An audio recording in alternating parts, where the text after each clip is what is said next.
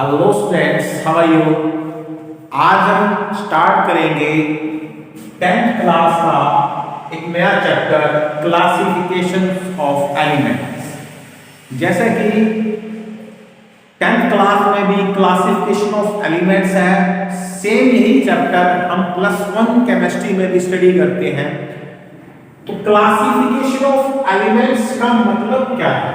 सबसे पहले इंट्रोडक्शन करते हैं हम इसका कि क्लासिफिकेशन एलिमेंट्स की कैसे की हमने और किस किस साइंटिस्ट ने इन एलिमेंट्स को क्लासिफाई किया, अरेंज किया पीरियोडिक टेबल के अंदर। क्लासिफाई मींस जो एलिमेंट्स हमारे नेचर में है या मैन मेड है, टोटल 118 एलिमेंट प्रेजेंट है पीरियोडिक टेबल के अंदर, और उन 118 एलिमेंट्स को किस तरह से अरेंज किया गया है और इस मॉडर्न पीरियोडिक टेबल से पहले किस किस साइंटिस्ट ने किस किस व्यू से इस पीरियोडिक टेबल को अरेंज किया था।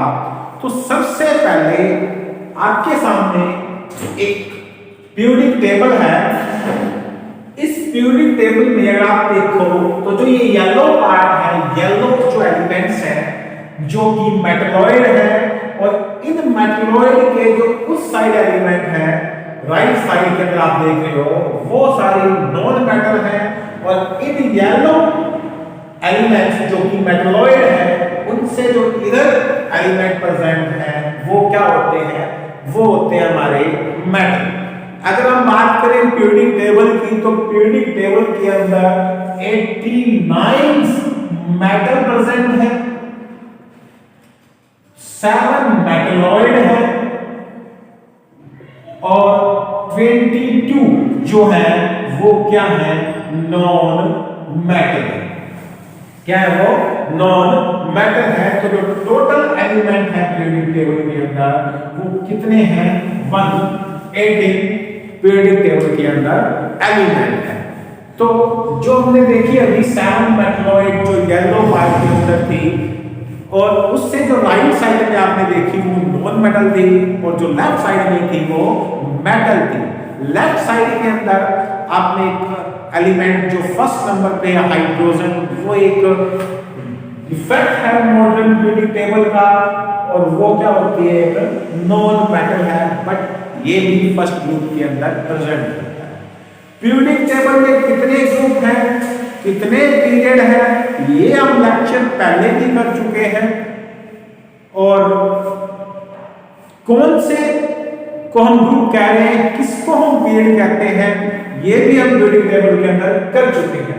इस पीरियोडिक टेबल के अंदर जो आपको ये ऐसे लाइन दिखाई दे रही है हॉरिजॉन्टल, इन हॉरिजॉन्टल लाइंस को हम बोलते हैं पीरियड, और जो वर्टिकल लाइन है ऊपर से नीचे, इन वर्टिकल लाइन को हम क्या बोलते हैं?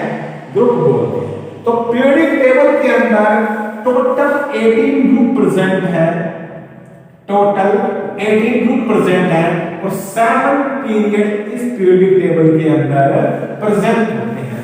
7 पीरियड इस पीरियोडिक टेबल के अंदर प्रेजेंट है। तो सबसे पहले इस पीरियोडिक टेबल को किसने बताया? तो 3 हमारे मेन साइंटिस्ट जो हमारे सिलेबस के अंदर है। The first one is Dobereiner, second Newlands, और थर्ड है मेंडलीव। इन्होंने अपनी पीरियोडिक टेबल जो क्लासिफाई की अपने व्यू से, तो सबसे पहले जो पीरियोडिक टेबल बनाई गई वो पीरियोडिक टेबल बनाई थी डॉबे राइनर। किसने बनाई थी फर्स्ट पीरियोडिक टेबल? डॉबे राइनर ने। डॉबे राइनर ने जो अपनी पीरियोडिक टेबल बनाई थी, उस पीरियोडिक टेबल के अंदर टोटल जो एलिमेंट थे वो थे less than 33 element. Less than 33 element means 32 elements present थे, और इन 32 एलिमेंट्स को डॉबे राइनर ने कैसे अरेंज किया? डॉबे राइनर ने अपनी पीरियोडिक टेबल में एलिमेंट्स को कैसे अरेंज किया, और उसने उस एलिमेंट्स को जैसे अरेंज किया उसको नाम दिया Dobereiner triad. Triad means, triads का मतलब होता है थ्री थ्री, मतलब उसने तीन तीन एलिमेंट्स के ग्रुप बनाए। वो तीन तीन एलिमेंट्स के ग्रुप कौन कौन से थे? ये तीन तीन एलिमेंट्स के ग्रुप आपके सामने है। जो तीन एलिमेंट्स के ग्रुप है वो टोटल थ्री ग्रुप प्रेजेंट है। कितने ग्रुप है टोटल? थ्री। मींस एक ग्रुप के अंदर कितने एलिमेंट प्रेजेंट है? थ्री एलिमेंट्स हैं। और टोटल कितने ग्रुप प्रेजेंट है? थ्री। मतलब ट्राइड कितने बनाए इसने? थ्री ट्राइड बनाए। और एक ट्राइड में कितने एलिमेंट? Three element. तो टोटल कितने एलिमेंट्स को इसने अरेंज किया? टोटल 9 एलिमेंट को इसने क्या किया था? अरेंज किया था। बाकी के जो एलिमेंट थे इनको ये सेट नहीं कर सका, इसलिए इसकी जो पीरियोडिक टेबल थी वो क्या हो गई? फेल हो गई। इसने किन किन एलिमेंट्स के ट्राइड बनाए थे? And the first one is, जो पहला एलिमेंट जिसका इसने ट्राइड बनाए थे वो कौन से हैं?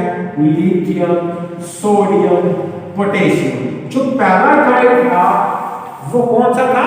लिथियम, सोडियम और पोटेशियम।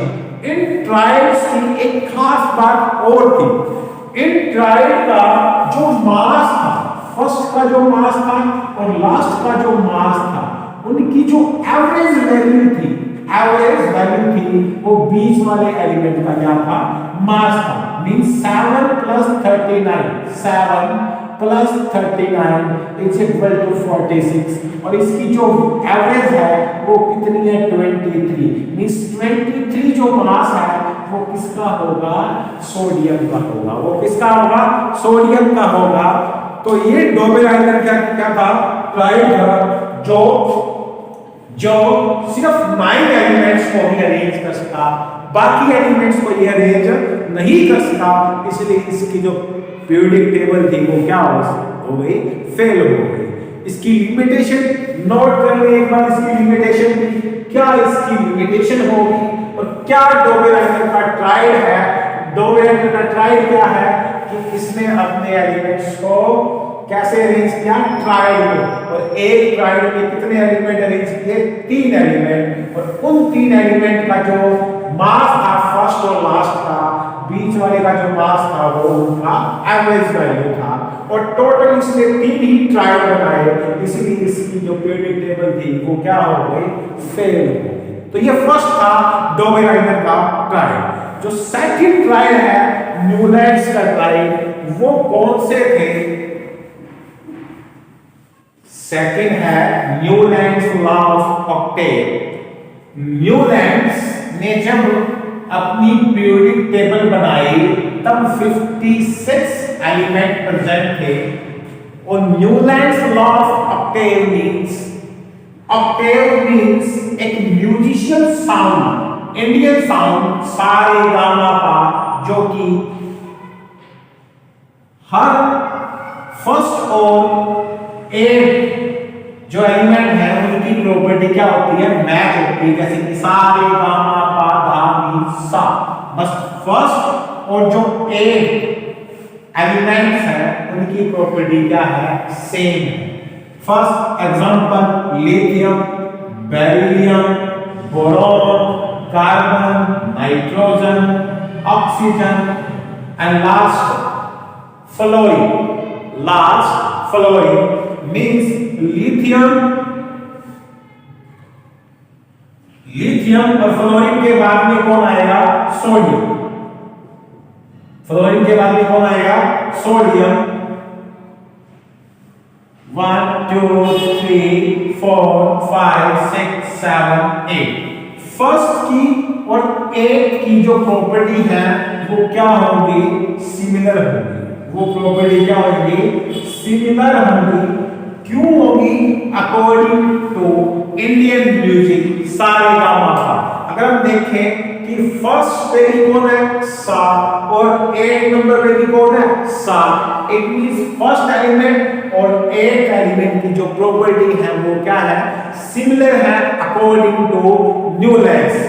जब न्यूलैंड्स ने अपनी पीरियोडिक टेबल स्टार्ट की तब 56 एलिमेंट थे, तब नोबल गैस प्रेजेंट नहीं थी।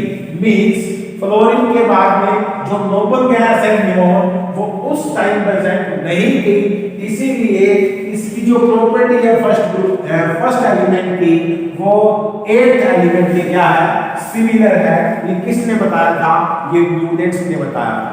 इसीलिए इस लॉ का नेम क्या है, Newton's law of Octave.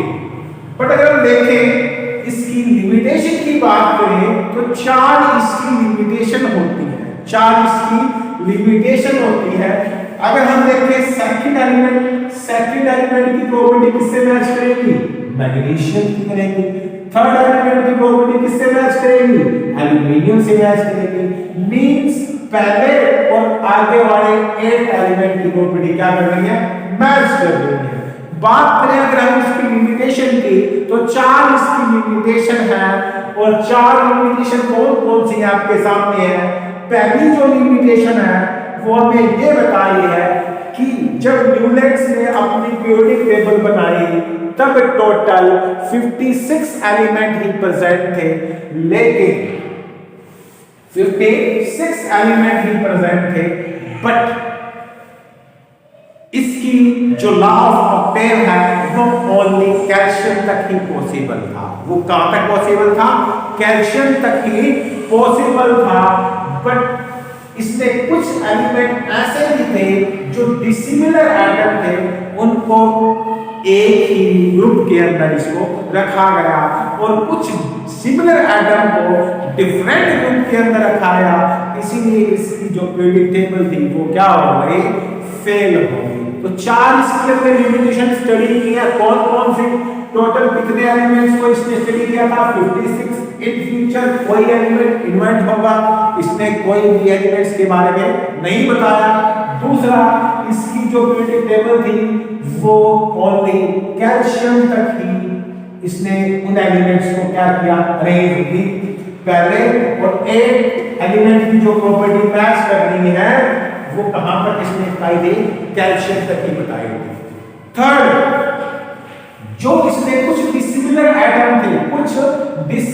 Atom थे जिनको इन्होंने एक ही ग्रुप के अंदर रखा, और कुछ सिमिलर एटम थे जिनकी प्रॉपर्टी सिमिलर थी बट इसने उनको डिफरेंट ग्रुप के अंदर रखा।